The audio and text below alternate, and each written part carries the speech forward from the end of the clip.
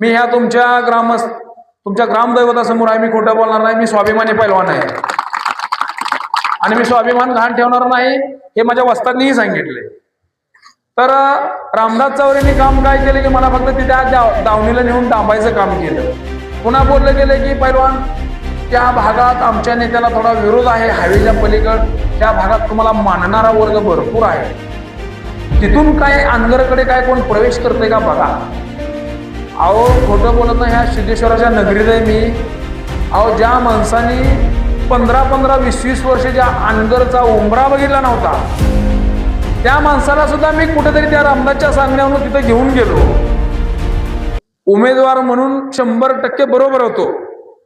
केवळ काही गोष्टी बारसकर सारखा मीही होतो, माझ्यासाठी चरणराज आहेत, मला का डावललं हे जनता आता दाखवून देणार आहे. आणि अशा तिथं नेऊन दावणीला डांबणाऱ्या व्यक्तीला माझे हात जोडून विनंती आहे, तुम्ही त्या व्यक्तीचा विचारही करू नका. जिल्हा परिषद पंचायत समिती या निवडणुकाची धुमाळी चालू झालेली आहे. सिन्नर जिल्हा परिषद गटाचे अधिकृत उमेदवार माझे बंधू मित्र, एक दिलदार शब्द जो आहे त्या शब्दाला साजेल असं व्यक्तिमत्व माझे बंधू मित्र चरणराज चौरे आणि पेनूर पंचायत समिती गणाच्या माझ्या माता संगीताबाई वसेकर. चरणराज चौरे यांचंही चिन्ह आहे धनुष्यबाण आणि ताईंचंही चिन्ह आहे धनुष्यबाण. येणाऱ्या 7 तारखेला मतदानाचा अधिकार दाखवायचा तो दिवस आहे. त्या दिवशी आपल्या हक्काचा जनसेवक चरणराज चौरे यांना पेनूर जिल्हा परिषद गटातील सर्वच मतदारांना मी हात जोडून विनंती करतो की आपल्या कामाचा माणूस एनी टाइम 24 तासात कुठल्याही मिनिटाला कोणत्याही सेकंदाला फोन लावला तर अवेलेबल होणारा माणूस तो म्हणजे चरणराज चौरे. गेल्या काही वर्षापासून मी बघतोय एक सर्वसामान्य घरातला पोरगा रातून दिवस पळतोय, त्याच्या घरात कुठला राजकीय वारसा नाही ना, कुठला कधी आमदार नाही, कधी खासदार नाही. त्या घरातला एक सर्वसामान्य शेतकऱ्याच्या घरातला पोरगा जर आज कोणत्याही पदाविना जर एवढी जनसेवा करत असेल तर त्याला आपण कुठेतरी एक गावाची, एक जिल्हा परिषद गटाची किंवा तालुक्याची सेवा करण्यासाठी आपण संधी म्हणून जिल्हा परिषद सारख्या ठिकाणी पाठवणं गरजेचं आहे. तो योगायोग आलेला आहे आणि त्या संधीचं सोनं करण्यासाठी मतदार राजांनी अगदी तन मन धनाने त्यांच्यावर मतदानाच्या रूपाने त्यांच्यावर आशीर्वादाचा वर्षाव करून त्यांना येणाऱ्या 7 तारखेला भरघोस असे मतदान करून प्रचंड बहुमताने निवडून द्यायचं, त्यात आपण साक्षीदार प्रामुख्याने ठरलं पाहिजे.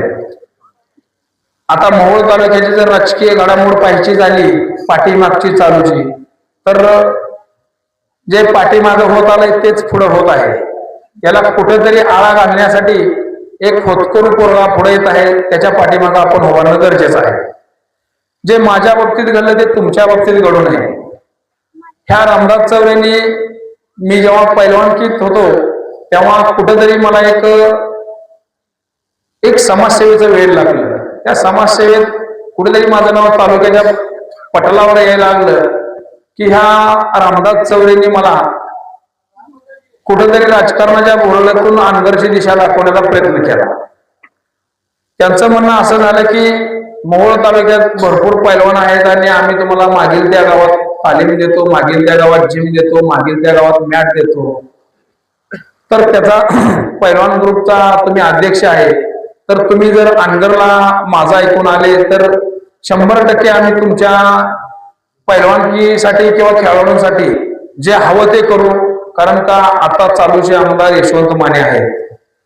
कुठेतरी मला ह्या गोष्टीचा विचार करावा लागला, कारण का माझ्या मोहोळ तालुक्यातील सर्व पैलवानांची मी मीटिंग बसवली. त्या मीटिंग मध्ये असं सांगण्यात आलं रामदास चौरेकडून की आपण ज्या दिवशी प्रवेश कराल त्याच्या दुसऱ्या दिवसापासून कार्यवाही चालू होईल.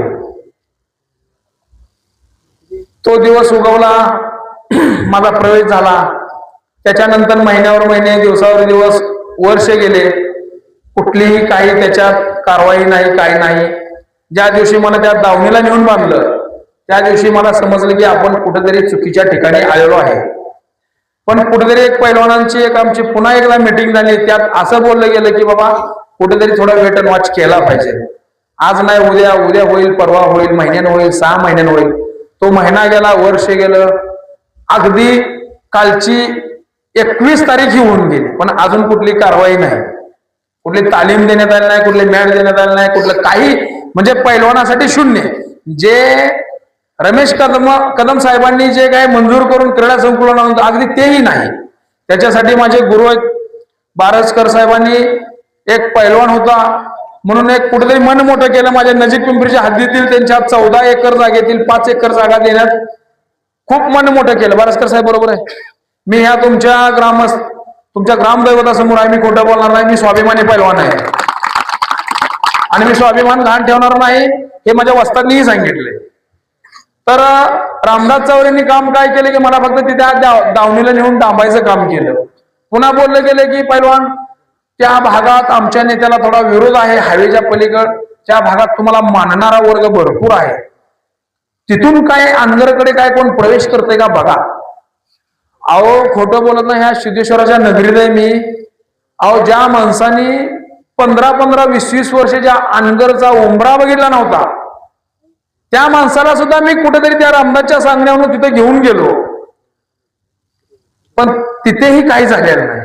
जो माणूस 10-10, 20-20 वर्षाचे प्रश्न प्रलंबित होते ते सुटण्याच्या मार्गावर होते, पण त्यांनी आतल्या बाजूने पडद्या मागून पुन्हा तिथे अडचण निर्माण केली. मग ह्या अशा व्यक्तीला जर आपण भुरळ पाडणाऱ्या निवडून दिलं तर येणाऱ्या काळात आपण पापाचे भागीदार होणार आहोत. त्यापेक्षा एक गोरगरीब घरातला, एक साध्या घरातला, एक होतकरू, एक जनसेवक पोरगा जर आपण त्याच्या गळ्यात जर जिल्हा परिषदेची विजयाची माळ घातली तर तो पोरगा कोणासाठीही पळेल. आपण आज निवडणूक लागले म्हणून त्यांचं कौतुक करण्यासारखं काय नाही, पण आज त्यांनी जे काही पुस्तक छापलंय ते वस्तुस्थितीवर आहे. त्यांनी आजपर्यंत काय केलं, जे एका आमदारने 30 वर्षापासून गेल्या माजी आमदारपर्यंत जी काही केलं नाही ती ह्या चरणराजनी केलेलं आहे. ना कुठलं पद असताना, ना कुठलं म्हणजे कुठला काही, म्हणजे एकदा फक्त एक नावाला पदाधिकारी म्हणून होते, त्याच्यावर जर हे एवढं करत असतील आणि जर उद्या आपण जिल्हा परिषदेला त्यांना निवडून दिलं तर ते काय करतील हे आपण डोळ्यासमोर एक थोडं चित्र आणा. आज मी त्यांचं इथं भाषणात कौतुक करतोय म्हणजे काय त्यांना तुम्हाला खोटं बोलून त्यांना निवडून द्या असं म्हणत नाही. वस्तुस्थिती आहे, वस्तुस्थिती आहे. अहो माझ्यावर तर एवढा मोठा अन्याय झाला, तो अन्याय सांगायचं म्हणजे एक तास पुरणार नाही. आज माझ्यासारख्या पैलवानांना तिथे नेऊन डांबण्यात आलं.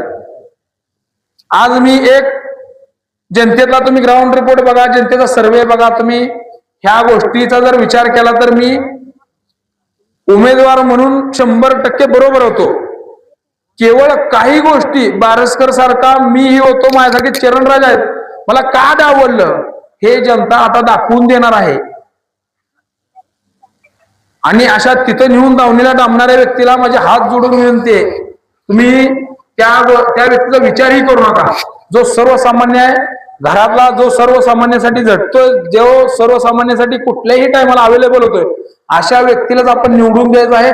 अधिक न बोलता, तिकडून टायमिंग संपलेला आहे असं मला सांगतेत, पण अधिक न बोलता येणाऱ्या 7 तारखेला माझे बंधू चरणराज चौरे यांच्या नावासमोर जे धनुष्यबाणाचं चिन्ह आहे त्याच्यावरचं बटन दाबून, आणि जे माझ्या माता पोशेकर ताई यांचंही चिन्ह धनुष्यबाणच आहे, ह्या दोघांच्याही चिन्हासमोरचं बटन दाबून ह्यांना भरघोस मताने विजयी करावं एवढीच मी आज तुमच्या नगरीत येऊन हात जोडून विनंती करतो आणि माझे भाषण संपवतो. जय हिंद, जय महाराष्ट्र.